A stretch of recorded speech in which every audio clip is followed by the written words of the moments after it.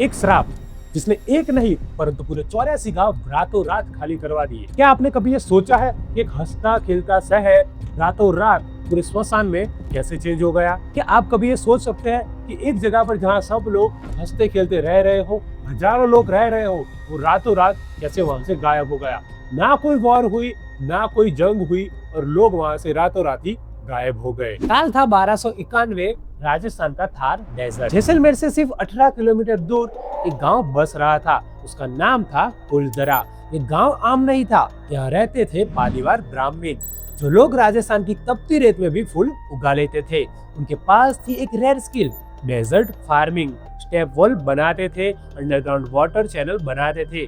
जहाँ दूसरे प्यास से मरते थे, वहाँ ये लोग फसल काट लेते थे। 500 साल तक कुलधरा फलता फूलता रहा। वैदिक स्कॉलर थे यहाँ, ट्रेडर थे, आर्टिसंस थे, 410 से ज्यादा घर थे, सुंदर हवेली, एक बड़ा मंदिर। ये सारी चीजें आज भी आप वहाँ पर देख सकते हो। तो फिर ऐसा तो क्या हुआ कि रातों रात वहाँ से लोग गायब हो गए? आज कुलधरा को घोस्ट विलेज ऑफ इंडिया भी कहा जाता है। और ये क्या सच है या नहीं, इस वीडियो में हम वही देखने वाले हैं और तथ्य तक पहुंचेंगे कि क्या ये सारी बातें जो हो रही है और जो वहाँ पे अभी भी चल रही है वो सच में सही है या नहीं। पाली से आए हुए ब्राह्मण ने इस वीरान जगह को अपना घर बनाया। ये उस जमाने के मास्टर इंजीनियर थे। इन्होंने रेगिस्तान के बीच एक ऐसी वाटर मैनेजमेंट सिस्टम बनाई जिसे देखकर आज के साइंटिस्ट भी हैरान रहते हैं। बाहर की तपिश कितनी भी हो, घर के अंदर का टेम्परेचर हमेशा ठंडा रहता था। इन्होंने इतनी दौलत कमाई कि इनके घरों में सोने चांदी की अशरफियां भरी रहती थी। तो फिर ऐसा हुआ क्या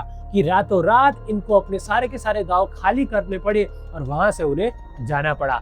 यहाँ से स्टोरी शुरू होती है सलीम सिंह की। एक ऐसा इंसान, एक ऐसा दीवान जिसकी वजह से पूरे के पूरे गांव खाली हो गए और इंडिया का सबसे मोस्ट डेंजरस गांव इसे माना जाता है। हर खूबसूरत कहानी के पीछे एक विलन होता है और इस स्टोरी का विलन था सलीम खान, जैसलमेर का वो दीवान जिसे लोग उसकी क्रूरता की वजह से जालिम खान कहते थे। सलीम सिंह को सिर्फ सत्ता का नशा नहीं था, वो अपने कुकर्मों के लिए भी जाना जाता था। उसे औरतों का भी शौक था। उसकी नजर पड़ी कुलधरा के मुखिया की बेटी पर। वो लड़की बेहद खूबसूरत थी। सलीम सिंह ने ऐलान कर दिया कि अगर पूर्णिमा तक वो लड़की उसे नहीं मिली तो वो पूरे 84 गांव पर हमला करेगा और खून की नदियां बहा देगा। पालीवाल ब्राह्मण के लिए उनकी बेटी की इज्जत का सवाल था। उन्होंने जैसे मिलकर राजा से मदद मांगी, लेकिन राजा भी सलीम सिंह के हाथों की कठपुतली था और उनके पास दो ही रास्ते थे, या तो बेटी को उस दरिंदे के हवाले छोड़ दे या फिर मौत को गले लगा ले। लेकिन उन्होंने तीसरा रास्ता चुना जो इतिहास में पहले कभी नहीं हुआ था। कहा जाता है कि पूर्णिमा की वो रात थी और 84 गांव के मुखिया एक जगह पर मिले। उसमें जो मुखिया की बेटी थी, उसके पिता ने ही बोला कि मैं अपनी बेटी को जालिम सिंह को सौंप देता हूँ। तो उन्होंने अपनी बेटी से पूछा और बेटी ने सबकी भलाई के लिए हाँ भी बोल दिया।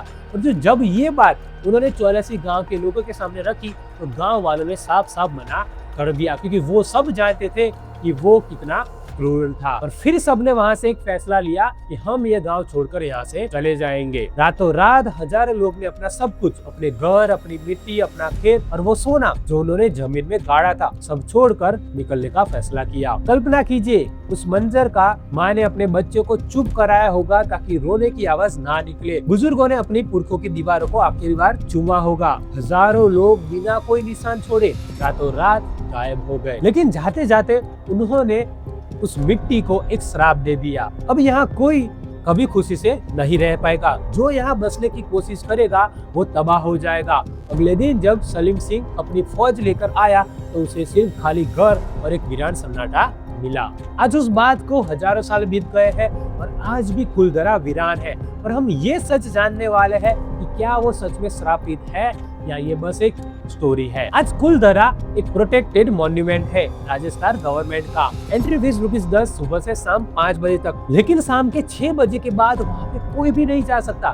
कहा जाता है कि वो विलेज श्रापित है। कई पैरानॉर्मल सोसाइटी ने यहाँ पे रात बिताई है और इसमें सबसे बड़ा जो केस है वो है गौरव तिवारी का। 2010 में गौरव तिवारी ने अपनी टीम के साथ यहाँ हाई टेक इक्विपमेंट लगाए। उन्होंने बताया कि अचानक टेम्परेचर में 10 से 15 डिग्री की गिरावट आई। उनके ईवीपी रिकॉर्डर में ऐसी आवाजें रिकॉर्ड हुई जो उन्हें वहां से चले जाने को कह रही थी। कई लोग ने गाड़ियों के शीशे पर बच्चों के हाथों के निशान भी देखे थे।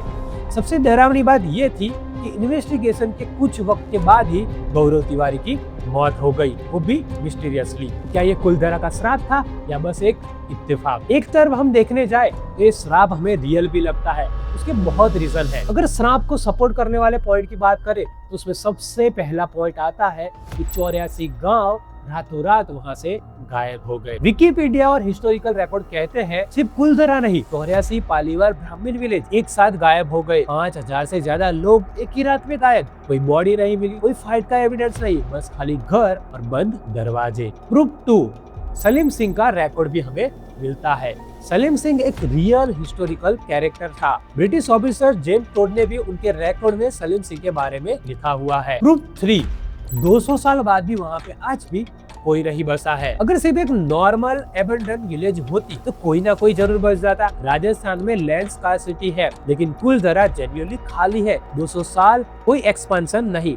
आप ही सोचिए कि अगर उस विलेज को 200 साल हो चुके हैं तो आज भी वहाँ पे कोई भी आके नहीं बसा है, तो वहाँ पे ऐसा तो कुछ ना कुछ होगा ही जिसकी वजह से लोग वहाँ पे रहना नहीं चाहते हैं। प्रूफ 4, राजस्थान गवर्नमेंट का रिस्ट्रिक्शन। राजस्थान गवर्नमेंट ने ऑफिशियली बोला है कि 6 बजे के बाद वहाँ पे कोई भी नहीं जा सकता है। अगर वहाँ पे कुछ न होता तो फिर गवर्नमेंट वहाँ पर लोगों को जाने से क्यों रोकती? अब हम इन सारी बातों को साइंस और लॉजिक के बेस पर तोड़ेंगे और समझने की कोशिश करेंगे उस टाइम पर क्या क्या हुआ होगा या हो सकता है जिसकी वजह से इतने सारे गांव ने उस जगह को छोड़ दिया। तो पहली बात तो यही थी कि 84 गांव खाली हुए थे। और हम विकिपीडिया और जो एकेडमिक रिसर्च है उनकी बात करें तो पॉपुलेशन ग्रेजुअली डिक्लाइन हुई थी, ओवरनाइट नहीं, रातों रात बिल्कुल भी नहीं। ब्रिटिश ऑफिसर जेम्स टोड ने 1815 में कुलधरा की पॉपुलेशन नोट की, 800 लोग थे। 1890 में सिर्फ 37 लोग रहे। इसका मतलब 75 ईयर के दौरान धीरे धीरे उनकी पॉपुलेशन कम हुई थी। ग्रेजुअली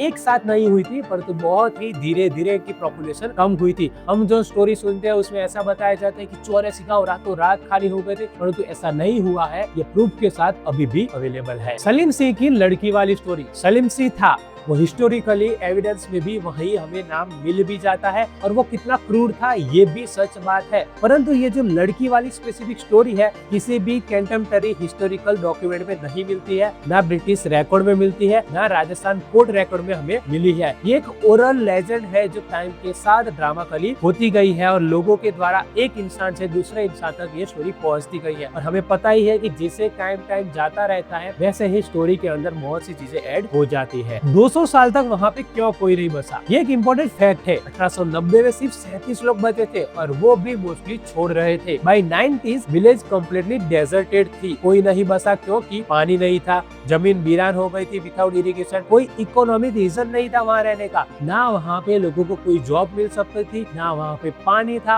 और ना वहाँ के घर अब रहने लायक बचे थे। ये सारे रीजन की वजह से ही हो सकता है कि वहाँ से लोग चले गए हो। बात रही गवर्नमेंट रिस्ट्रिक्शन की, तो बस 6 बजे के बाद यहाँ पे नहीं है। जितने भी मॉन्यूमेंट होते हैं सारी जगह पर गवर्नमेंट 6 बजे के बाद वहाँ पे अंदर किसी को जाने नहीं देती है। जैसे हम बात कर ले तो हम्पी की, फतेहपुर सीकरी की, मोहनजोदड़ो की, ये सारी की सारी जगह पे कि रात के टाइम पे वहाँ पे अगर हम जाए हमें कुछ अच्छे से ना दिखे तो हो सकता है कि हमसे कोई गलती हो और कोई चीज टूट जाए या किसी चीज को नुकसान हो। इसी वजह से गवर्नमेंट 6 बजे के बाद वहाँ पे लोगों को नहीं जाने देती और कोई रीजन नहीं है इसका। और उसके बाद आती है बात पैरानॉर्मल एविडेंस की। देखो वो बात सही है, इसमें बहुत सारी आवाज मिली है, परंतु इसका एक साइंटिफिक रीजन भी है जो मैं आपको अभी बताता हूँ कि खाली स्टोन बिल्डिंग में हवा स्पेसिकली फ्रीक्वेंसी पर रिस्टोरेट करती है। कुलधरा में तेज डेजर्ट विंड थी, जब हवा टूटे हुए स्ट्रक्चर के नैरो ओपनिंग से गुजरती है वो एक विसल इफेक्ट प्रोड्यूस करती है जो रोने या चीखने जैसी लगती है। ये फिजिक्स है, घोस्ट नहीं। बात रही ईवीपी रिकॉर्डिंग की, तो होता ऐसा है कि दीवारों के बीच जो छेद है, जब हवा वहाँ से गुजरती है तो हवा की गुजरने की वजह से वहाँ से एक सीटी बजने जैसी आवाज आती है और वो सीटी बजने जैसी आवाज हमें कहीं ना कहीं एक बच्चे के रोने की या किसी के चिल्लाने की आवाज लगती है। ये एक साइंस है, कोई और बात नहीं। और अगर आपको सबसे बड़ा साइंटिफिक प्रूफ चाहिए तो वो है अर्थक्वेक। 2017 के अंदर करंट साइंस जर्नल में जियोलॉजिस्ट एबी रॉय और उनकी टीम ने स्टडी पब्लिक की। कुलधरा और उसके नेबर की पालीवाल विलेज की जो दीवारें थी उनको एनालाइज किया। रिजल्ट ये निकला कि वो दीवार किसी हमले की वजह से नहीं परंतु एक मेजर अर्थक्वेक की वजह से टूटी हुई थी। रिसर्चर्स ने कहा एक बड़ा सिस्मिक इवेंट ने पालीवार विलेज को सिमुलेशनली डैमेज किया, जो उन लोगों को छोड़ने का एक सबसे बड़ा रीजन बना होगा। जैसे आप सोच लीजिए कि आप अभी 2026 के अंदर अगर घूमने जाए और अगर आप उस विलेज को अभी देखेंगे और एक साल बाद वहाँ पर जाएंगे और उस विलेज को देखेंगे तो आपको ही दिखेगा कि बहुत सारी दीवार और बहुत सारी घर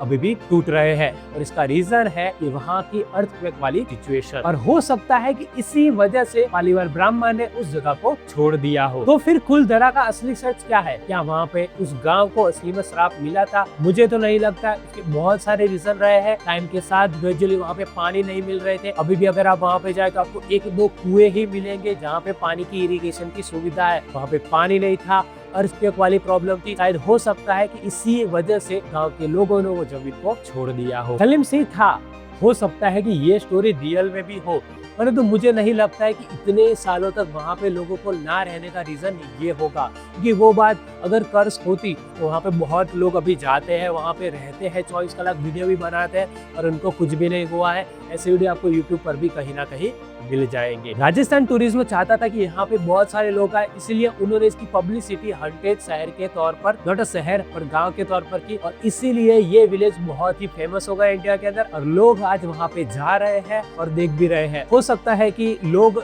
हंटेड की वजह से जा रहे हो, पर कहीं ना कहीं वो पालीवाल ब्राह्मण और उनके वारसे के बारे में आज लोग सीख रहे हैं। मिलेंगे नेक्स्ट वीडियो में, तब तक बने रहे।